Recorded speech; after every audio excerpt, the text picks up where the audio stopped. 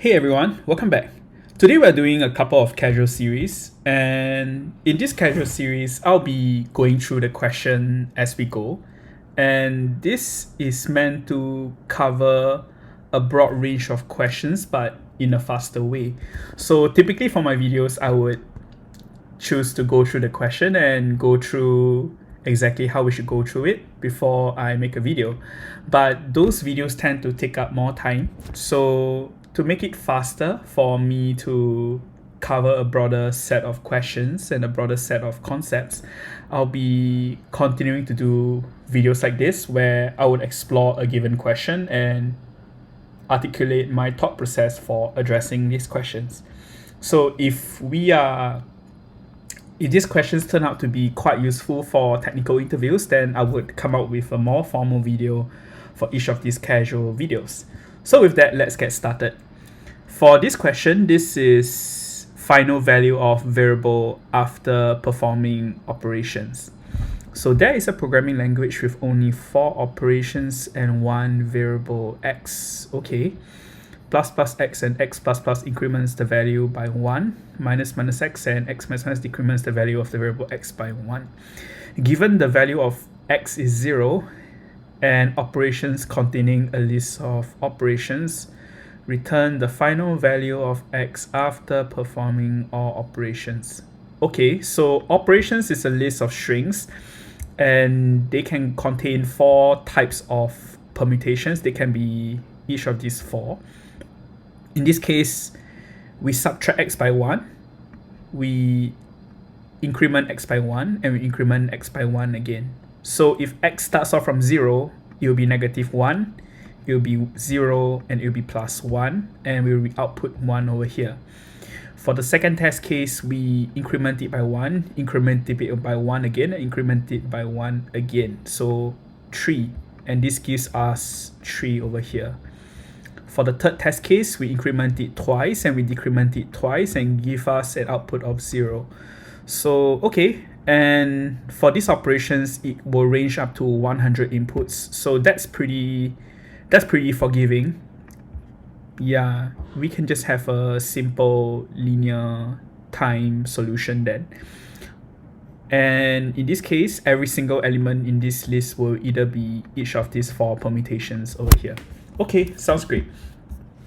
To solve this question, we can do a linear scan across operations and we can check if each of the strings are equal to any of the increment or decrement permutations. And if that's the case, we will just increment it or decrement it.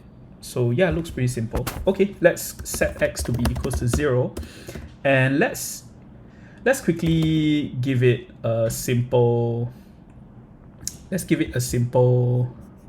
check. So one thing that we notice is that for the strings that are incrementing it, the only thing that are similar between the 2 permutations is the plus plus. So we could just check if plus plus exists inside these strings before we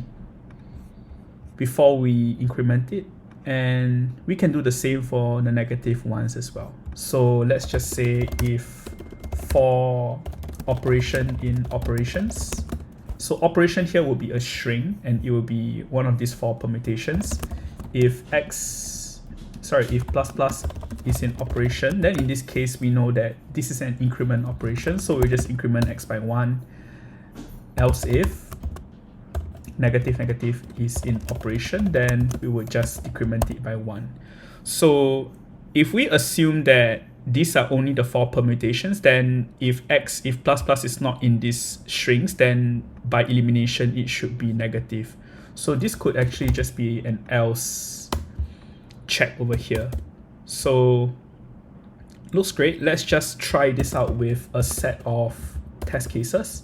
So let's try plus plus x plus plus, minus x, and x minus minus. So this technique of testing out test cases is this technique called tracing, where we would create our own test case and we will run through this test case with our algorithm to check for errors. So in this case, we just return x over here. So over here, let's try setting operations to be equals to this list over here. And over here, our x in this case will be equal to 0 for now. So the current operation here will be the first element in this operations list over here, plus plus x. So since x is plus is inside operation, this will be true. So this will increment and x will increment by 1. So now we are at the second iteration. Let's set this to x plus plus. Plus plus is in operation, so this evaluates to true again. So now x is incremented to 2. Then now we have minus minus x. Since plus plus is not in operation, this will be false and it will default to here. So in this case, we will decrement x by 1, so this will give us x equals to 1. And the next operation will be x minus minus, which is our final operation. And in this case, line 12 will evaluate to false, and we will decrement x by 1. And this will give us back 0. So is this test case 0 as expected? Yep, it's 0. So yes, this is one iteration of this algorithm, and this looks fine. Let's run this through some of the sample test cases. This pass, and if we submit this passes as well. So it's not too efficient. That's like 17% of the runtime. Let's try to optimize this a little more. Let's try, instead of checking for plus plus, let's do a simple check. Let's do a simple string equality check if that's the case. So plus plus x equals to operation, or x plus plus equals to operation. How about that? So if that's the case, there's no need for us to check if plus plus is equals to operation. This statement in this case would be more efficient compared to having to check for plus plus in the string. Checking for plus plus in the string would be a linear operation where the Python interpreter would have to check if plus plus exists inside the string across the whole string that we're given. So that would be less efficient. So let's run this through the code again. The trace for this implementation will be the same. So I'll be skipping the tracing in this case. And just now previously I made a mistake for the test case. It should be plus plus capital X. So the X over here should be a capital letter. But the trace will be the same, so that's fine. So we ran this against some test cases, and let's try running it against the rest of the test case. Okay, so in this case, the runtime seems to have, okay, actually, it looks like there wasn't much variation in the runtime. So, but from what I see, it seems that this implementation would be faster than just checking for plus plus inside the operation. Because if we do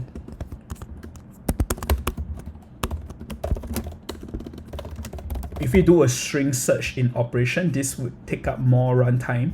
The Python interpreter would have to check for this plus plus across this string over here. So that will be a linear scan across operations, so it's slower.